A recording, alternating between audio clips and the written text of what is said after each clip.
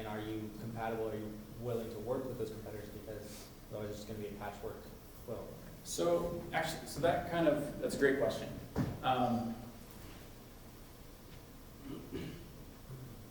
So yes, there are competitors in the space, and they're all different. They're doing different things. So Cisco obviously is a big player in smart cities, right? And Cisco, from a networking standpoint, they've done and seen more than Siemens is ever going to see. So we partner with Cisco for the networking portion. Although they are a competitor in some spaces where they want to be kind of the technology provider, we understand that that's not our wheelhouse.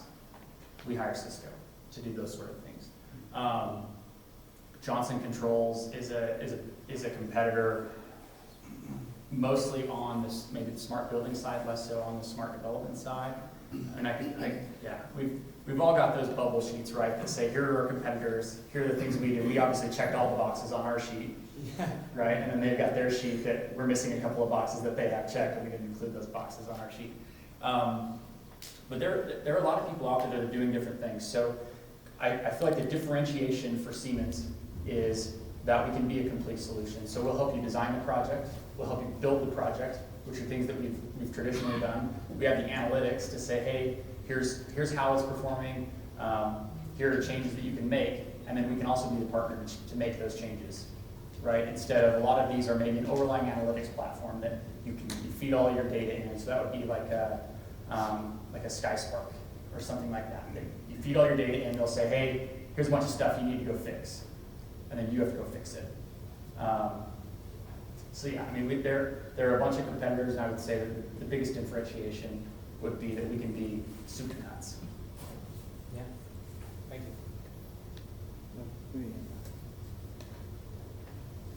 You've mentioned traffic management a few times, and that's clearly an issue we have in Utah. You know, outside of just kind of traffic signal monitoring, have you seen other communities who've been able to integrate kind of a future mobility or smart city application to really solve the traffic issues, transportation issues? I don't know. I really think that what the solution is going to be automated vehicles, and automated vehicles that communicate to, not just to run themselves, but communicate to each other from a traffic management standpoint. I mean, how much of traffic is caused because somebody's looking down, they look up, hit their brakes, so then the 14 people behind them hit their brakes, right? So a lot of those situations are going to be eliminated, but that's where I don't know that there are traffic engineers that have been doing this for decades that don't really have an answer for it outside of something like that. But I think that's going to be the difference, is going to be autonomous vehicles that are communicating with each other, not just monitoring their surroundings, but communicating with each other in real time. And I really think that the technology has to get there from a car standpoint, and B, there's going to be a lot of like edge computing that's going to have to happen to process that information and make it flow. And what you're describing sounds exciting, and it's great, but we kind of have that right now, right? If you look at Waze, every vehicle has this that can tell you exactly what that smart vehicle is going to tell you. I'm wondering if there's not something.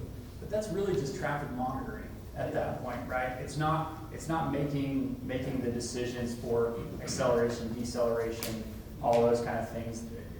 Which lanes you're in based on, the left lane loafers, right? They're not choosing the lane based on, I'm in this lane because I'm getting on or getting off, otherwise I need to be here.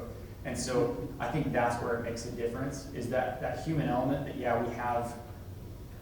I Google Map my way everywhere. I Google Map my way home, which is ridiculous. I know how to get there, right? I've done it before, but I do it. But I think that's where the difference is it takes out that human element in the traffic standpoint. I also think another one of the big solutions is going to be, people not having to be in the office, working remotely. And so, there are places that there's always traffic in Southern California, something like that. But in Utah, right, unless you have to be somewhere between 7 a.m. and 9 a.m. or 4 p.m. and 6 p.m., traffic really, or if there's construction or something, it's really not as much of an issue. So if it's flexible work schedules or school schedules, if it's being able to work remotely, I think there are some other solutions that maybe aren't traditionally related to traffic management that are part of the solution. If a deer jumps in front of an autonomous vehicle going at 70 miles an hour, Yeah. you ain't going to the cloud and back. You're gonna have to do that computation. No, and there absolutely still has to be some onboard sensors and computing that has to Are you happen. guys doing that? Are you doing the onboard computation? We're not. We're not really doing any of that I just talked about. I just think that those are the solutions. Yeah, it's more of an opinion thing than what I'm going to do. How much work at Siemens, or have you had visibility to the body of work that's being done with schools, Yeah. specifically in relation to emergency preparedness for school autonomy and energy consumption and monitoring? So that's somewhere where Siemens is actually really strong. So especially around energy consumption and monitoring, we've got a whole business that's built around going in and either helping design a system that's efficient from the beginning, as well as keeping it efficient, and going into those buildings and looking for opportunities to make existing buildings that are making those existing buildings more efficient. And then also from like a life safety perspective, that's actually a huge deal right now, whether it's mass shooters, whether it's a fire, whether it's whatever. But so Siemens also does a lot of the mass notification, and whether that's digital signage, whether that's over the speaker system to make sure people go the way that they need to go and kind of avoid some of the issues that come from that. And that's actually more of a core business of Siemens that they've been doing for a long time. So. How are you, or how are some of the cities you've interacted with dealing with privacy concerns of citizens around all this? It's a huge deal, right? So, I think, and I don't know whether this is true or not, I think people know when you move into like a connected development, you're giving up some privacy, right? That's part of what, there's gonna be cameras everywhere, there's gonna be monitoring everywhere. We do a lot of work in hospitals, so HIPAA becomes an issue as well. I think on that, you're never really going to get away from it. The information is out there. I think making sure that information isn't used, there are cybersecurity issues or whatever that you've got to maintain that information securely enough that it doesn't become out there for public consumption.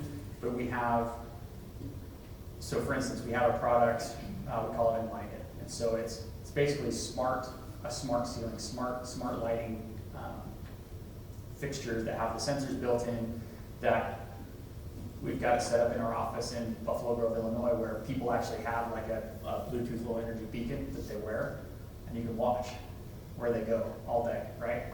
Which I wouldn't sign up for that. It's like, Taft hasn't moved for like an hour and a half. But it's like, if you're specifically identifying a single person, it's like you can see their name on the map. That's one thing. But without those being tied to a specific person, you can see heat maps of what areas of a building are being more utilized, what areas are not being utilized, and from a space optimization standpoint, it becomes a big deal. We've actually had customers